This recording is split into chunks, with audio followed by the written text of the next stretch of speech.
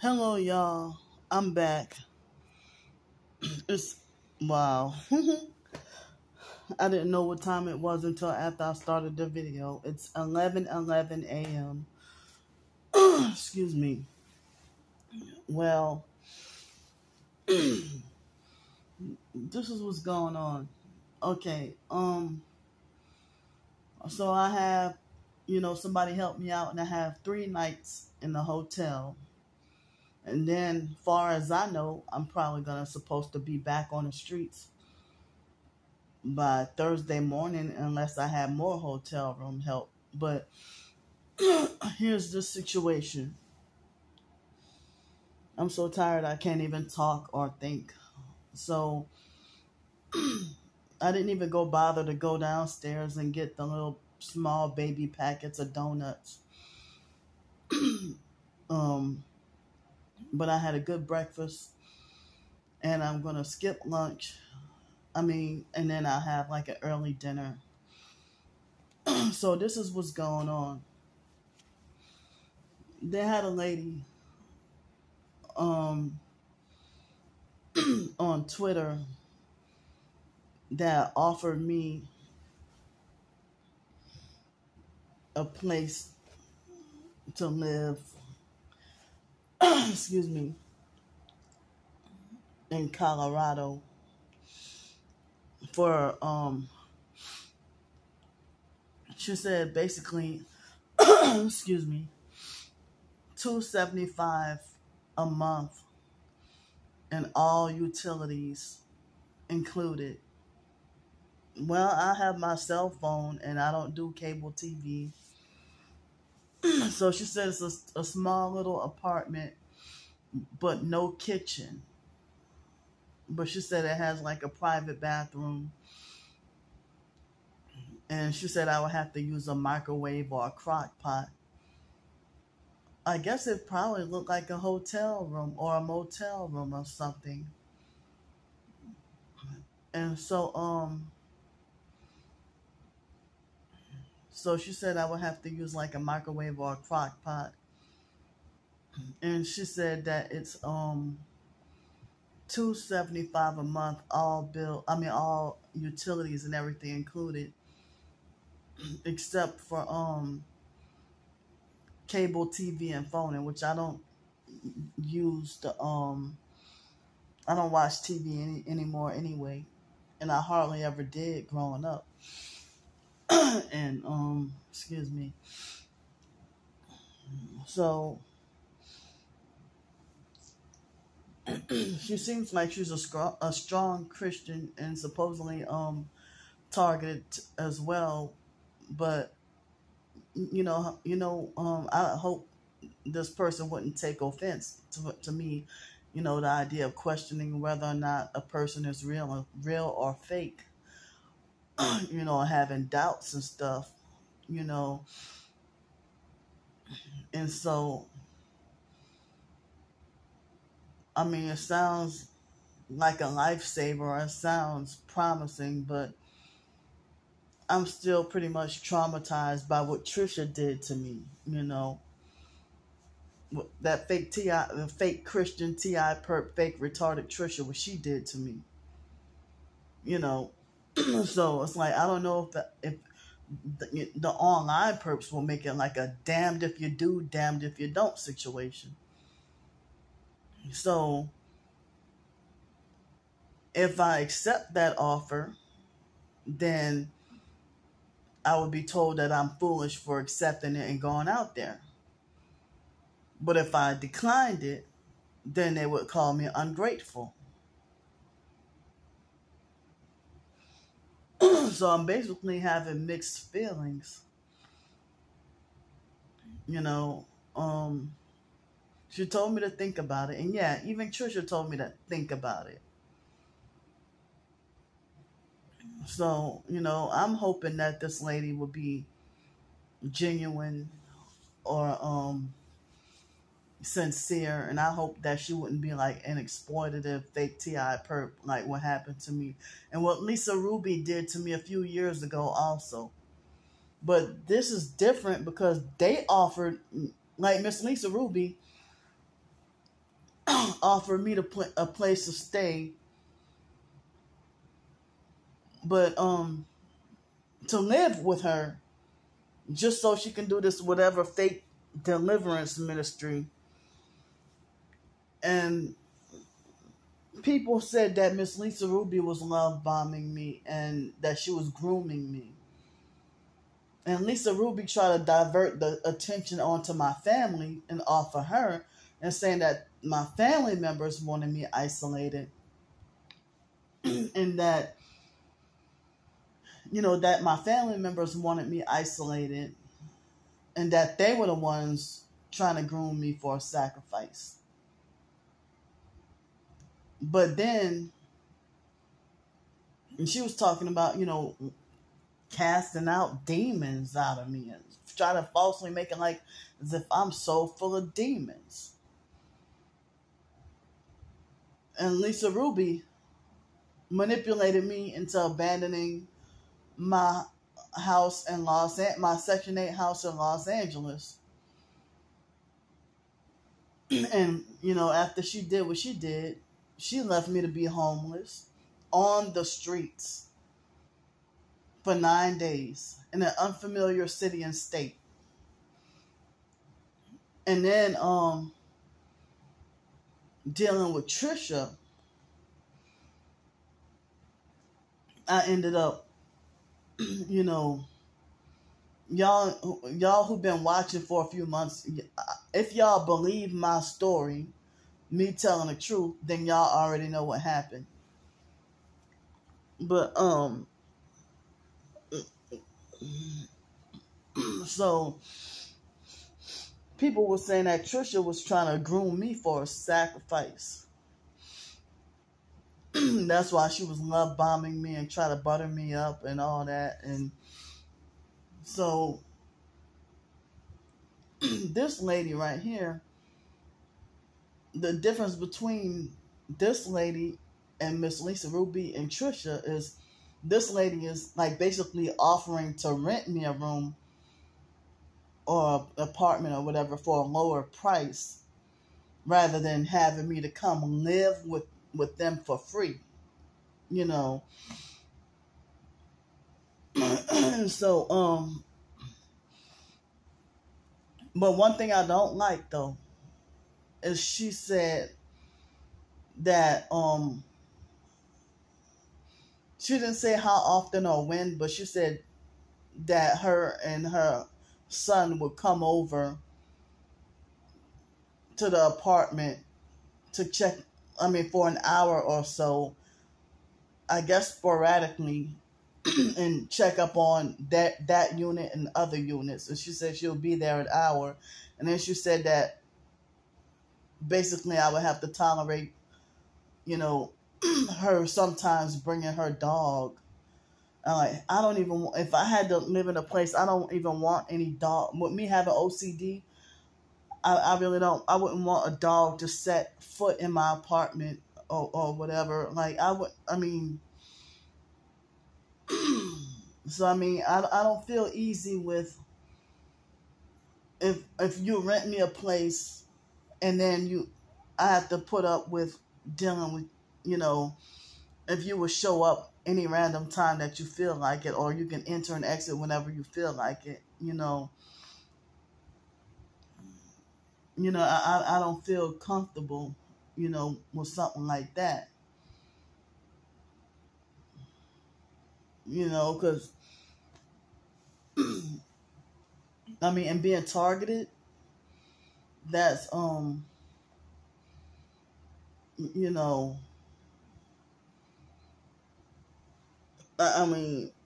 other targets will be understanding. If you're a real target, be understanding with me, questioning things and, how the idea of people entering in and out of your place and stuff like that. So, well, if I had to occupy that place and be on a lease and stuff, then, I wouldn't feel comfortable with the dog there at all. Or I really wouldn't feel comfortable with them, with anybody there. I really, even when I was on Section 8 in Los Angeles, I really hated those fake inspections. I really did. So, but I'm glad that I always passed them. They said it would be the landlord that will fail the inspection. It's like one mistake and the landlord fail. So, and another issue I have is with it being too damn cold.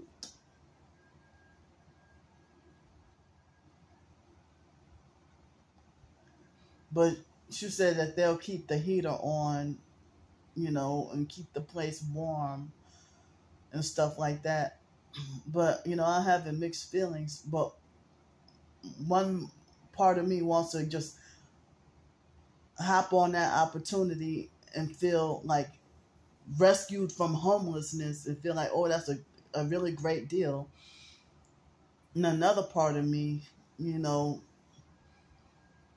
she might have good intentions. And I did give Patricia and Lisa Ruby the benefit of the doubt and gave them a chance, But I would hate to, like, get rid of my storage unit and throw almost everything away, move way out there, and then things don't work out, and then bam, I'm back, and then everybody here, if I come back here to Pensacola homeless on the streets again, and people will wonder, oh,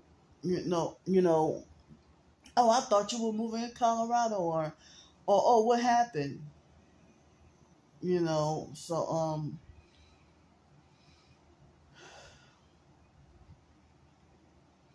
yeah, they make the perps are making my right leg hurt.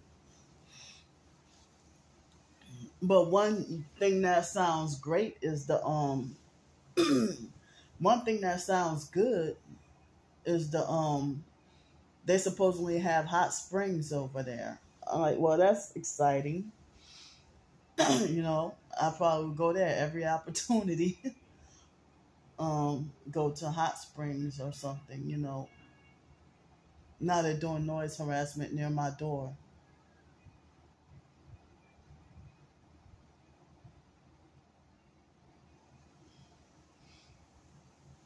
But the 275 sounds like a great deal. 275 plus all utilities, but basic utilities included.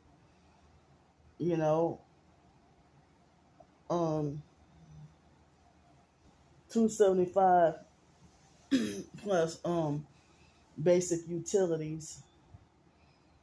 Well, if I'm still getting this amount of Social Security or less than that, I mean, even if it's a little bit less, if I can secure that opportunity, and then over there, I don't know how much they were giving food stamps, but I don't even know if they give state SSI or if they give food stamps or what they might give over there. And I don't know if they have bus transportation over there. So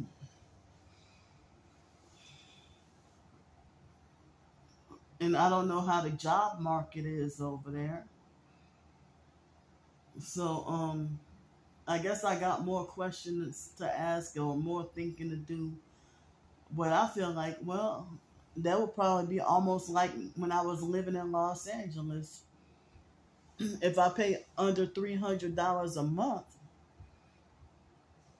and then I guess I have $500 left over, and if I got rid of this storage unit and was, living out there, then it would be kind of like how when I was living in Los Angeles, and I would have basically nothing to worry about. And when I was living in LA, I didn't have to beg or panhandle. Once I got my place, I really didn't have to beg or panhandle. But I had to eat out every meal until I got established my stove and refrigerator. But then I got accustomed to eating out just that every meal. And then after a while, I started to and cook and bake and stuff like that, you know. So I don't know if or when I would move over there to Colorado. I never in my life set foot in Colorado, never been to Colorado, never lived there. So, I mean, it would be great for me to finally get a permanent address again and get mail and not be homeless or not having to struggle, suffer, and beg and panhandle. And but I would still keep my fundraiser up in case, you know, in case things won't work out, you know. And also, I plan to continue writing. You know, I probably can rest better, rest more, and I can be a writer. I mean, I can focus more on writing. I used to journal a lot when I was living in Los Angeles, and I still have some of my handwritten journals. And Saturday, when I went to my storage unit, I forgot to tell y'all that I stumbled upon one of my journals that I was writing, and it was, I think, January 25th, 2017, and I was still living in Greenville, South Carolina. And I was shocked at what I wrote, that I said, yeah, Miss Lisa Ruby and her husband probably sent me down here so they can gang stalk me. And they damn sure were exploitative fake TI perks. They both falsely claim to be targeted individuals, but you don't see them active in the TI community, but they're popular fake truthers. So,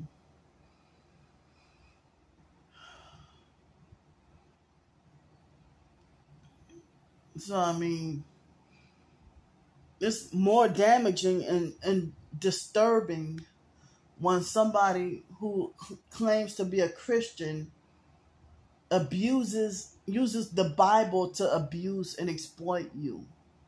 Abuse, control, and exploit you.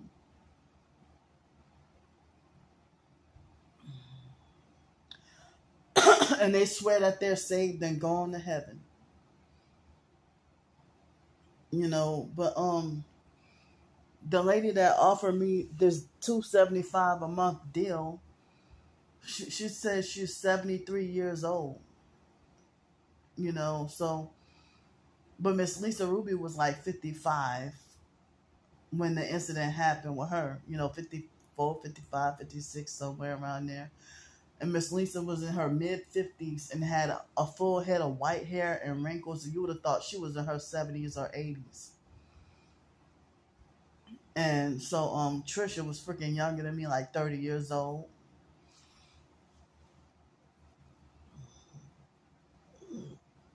So I don't know. I mean, after I've been let down and betrayed and screwed over so many times, you know, but I'm hoping that this would be a great opportunity for me to, you know, be back stabilized again. And so this town is supposedly I'm guessing it's a small town with under 10,000 people. It should be able to be quiet. So that's another benefit or advantage. You know, but if I were to have a place of $275 a month, and I still get my $837, then I ought to be able to live there without having to work and just focus on my short stories and writing in general, you know, blogging, short stories or whatever, and even making cooking videos. Because I remember in 2007, I wanted I had the desire, but I didn't know how to go about doing it. I wanted to open up um, a restaurant with that specializes in soups, desserts, and casseroles. But you know, of course, narcissistic abusers try to shut down my ideas and everything. And Social Security Pass program was supposed to help me with that, but I don't know what the hell happened. So but maybe I can just do another channel. I'm not good with editing or anything, but if I were to do like YouTube cooking videos with the crock pot and a crock pot, or if I can have like a toaster oven and a crock pot or something like that, and be cooking and baking and stuff, just thinking up some ideas. And I want to be like, I could even probably switch up one of my other channels, and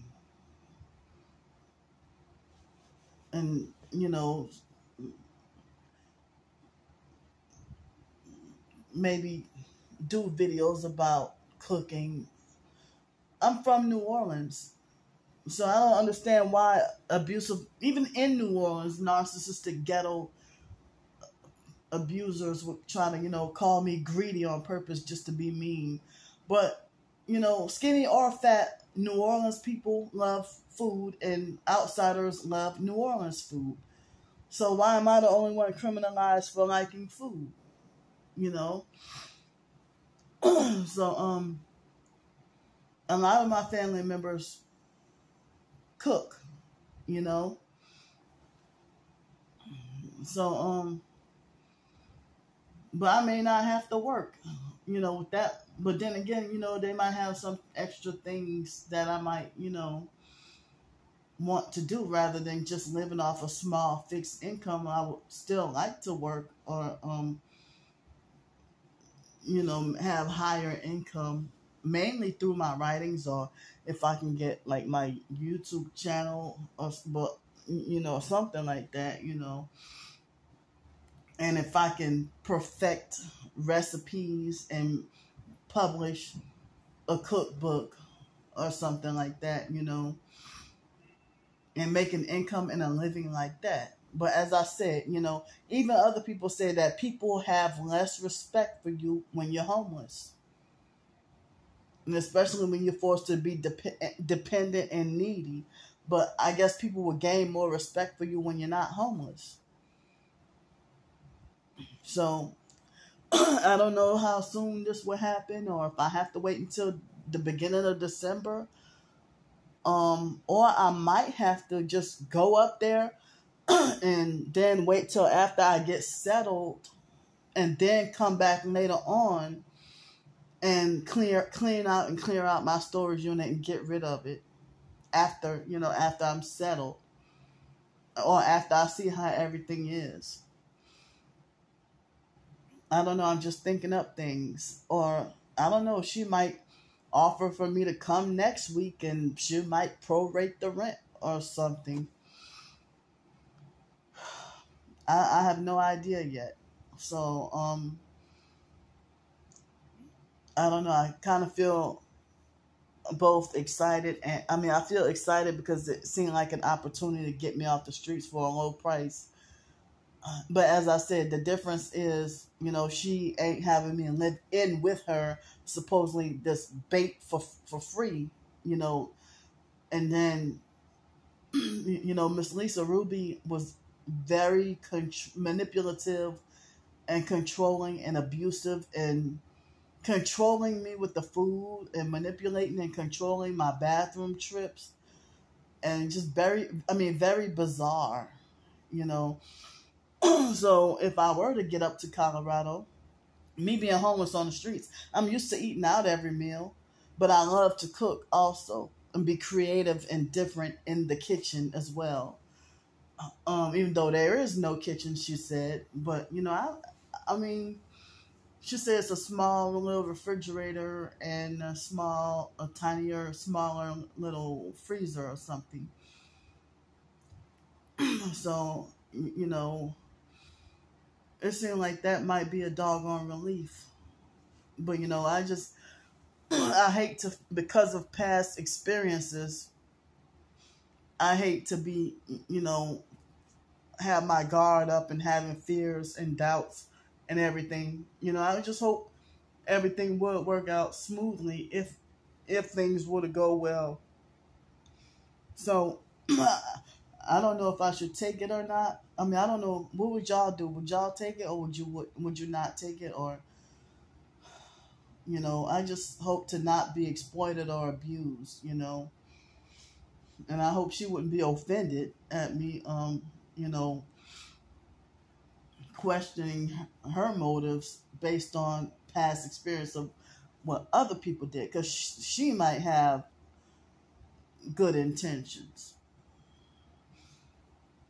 So I don't know, but I'm gotta pee really bad again, just random. Gotta pee. They've been causing me to force urination lately. So I don't know if I might have to wait till next month to go up there, and I don't think I'm too poor to be able to afford to fly anyway. And that might be something if I already moved up there, and then next thing you know, after I moved and settled up there, that's when they have all these good jobs from Pensacola offering me interviews, and I'm like, well, damn, that's, if I would have stayed down there, I could have had a good job down there, But that's just like when I say, yeah, after I booked the Uber, that's when the bus is going to come. That happened Saturday. And right after I booked the Uber, yep, the bus came. So, I mean, I don't even know if in that area, if I could get a car and then do like, Instacart or DoorDash or, I'm not messing around with no Uber or Lyft or anything, but I like to do deliveries, or maybe I can do a cab driving job out there. Who knows? So the urgency to pee is getting stronger. So I'm going to see y'all later. I'm going to try to write a short story or two.